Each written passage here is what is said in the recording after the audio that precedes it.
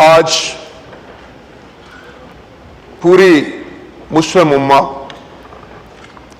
پاکستان کا ہر شہری، ہر مکاتب فکر سے تعلق رکھنے والا، ہر سیاسی ہمدردی رکھنے والا کسی بھی سیاسی جماعت سے، خواہ آج وہ اس ایمان میں ہے یا پاکستان میں کسی جگہ ہے یا دنیا میں کسی جگہ ہے، بلکہ اس سے بھی بڑھ کر میں یہ کہوں گا کہ ہر وہ شخص جو انسانیت پر یقین رکھتا ہے، جو انسانیت کی قدروں پر یقین رکھتا ہے، جو انسانی حقوق پر یقین رکھتا ہے، آج اس کا دل دکھی ہے۔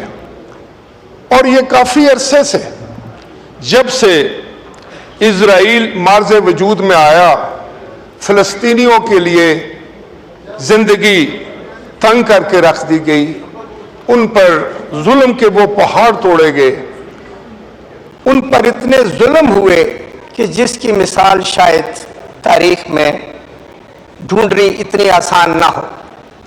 جناب اسپیکر،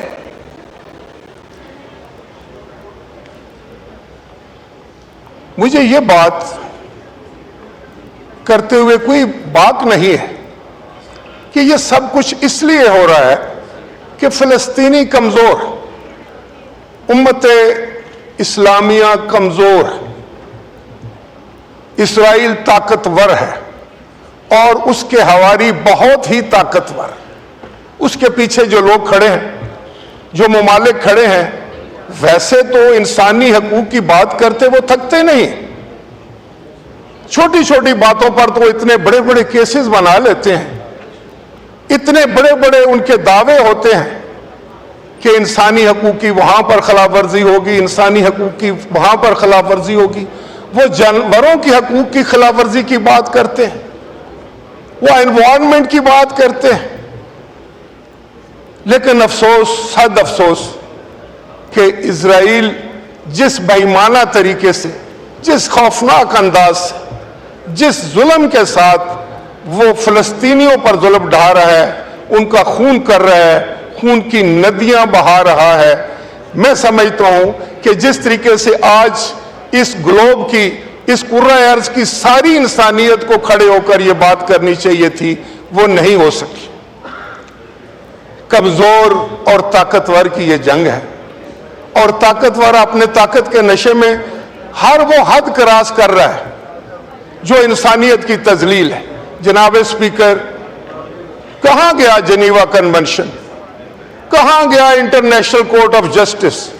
کہاں گیا سلامتی کونسل؟ کہاں گئی یہ UNO؟ کہاں گئی وہ ساری تنظیمیں جو بڑی بڑی باتیں کیا کرتے تھے؟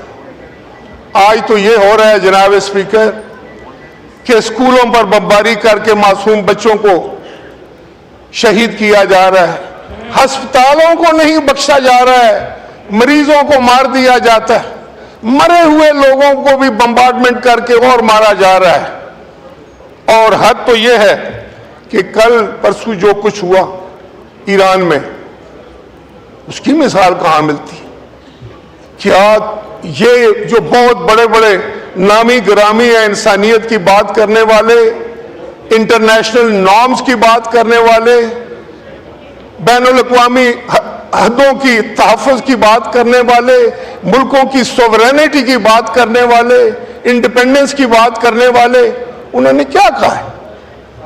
اسماعیل ہانیہ کو نہیں مارا گیا، یہ ان تمام وہ جو تمام نارمز تھے، وہ جو تمام وہ اخلاقیات تھی بین الاقوامی، اس کی دھجیاں اڑا دی گئیں، لیکن کوئی کچھ نہیں بولا، اس لیے کہ وہ طاقتور ہیں، اور جن کے خلاف یہ سب کچھ ہو رہا ہے وہ کمزور۔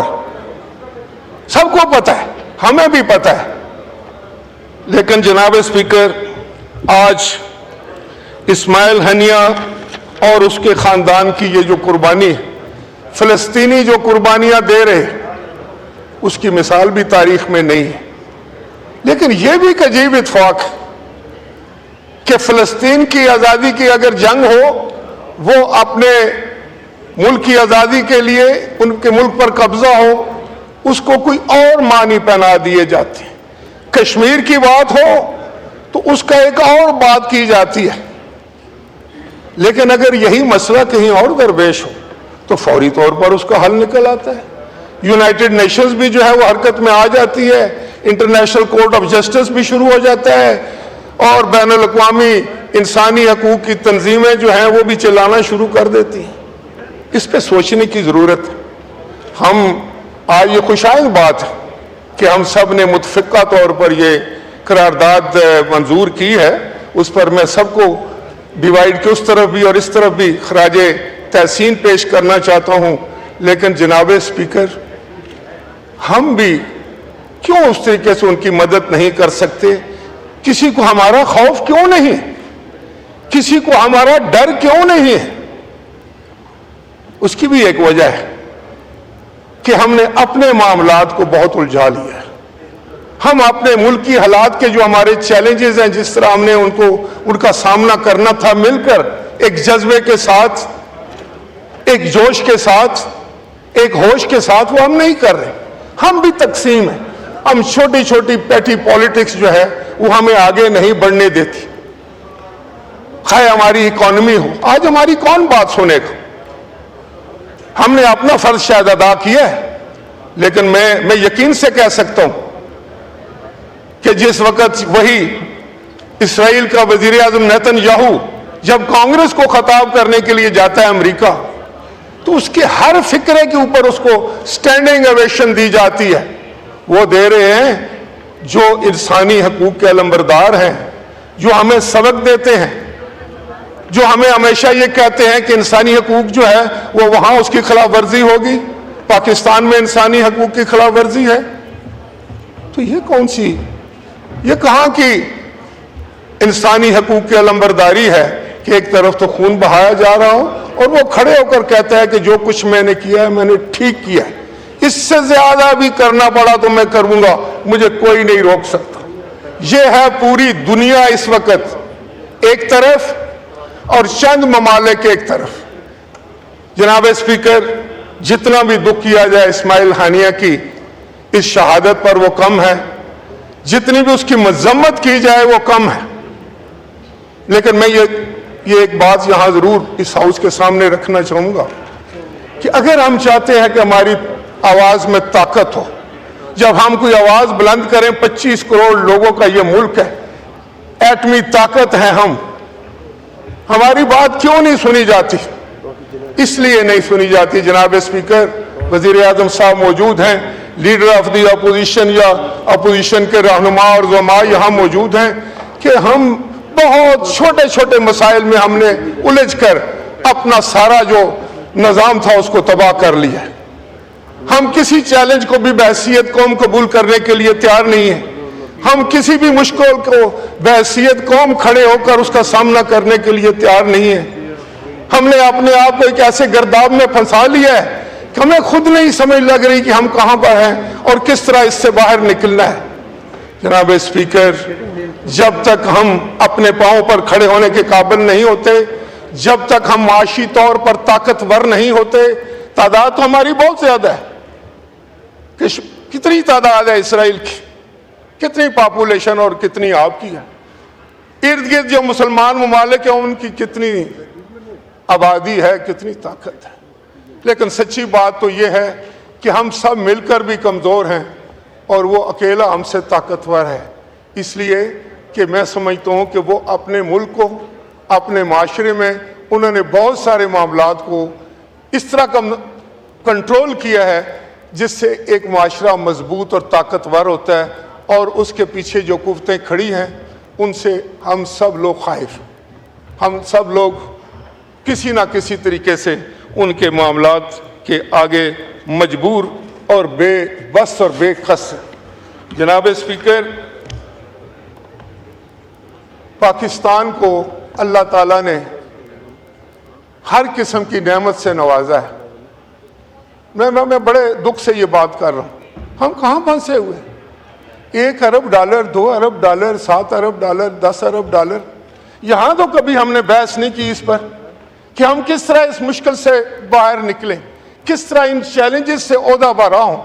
بڑے بڑے قابل لوگ جو ہیں وہ اپوزیشن میں بھی بیٹھے ہوئے ہیں, بڑے بڑے اچھے قانون دان بیٹھے ہوئے ہیں, بڑے بڑے اچھے سیاستدان بیٹھے ہوئے ہیں.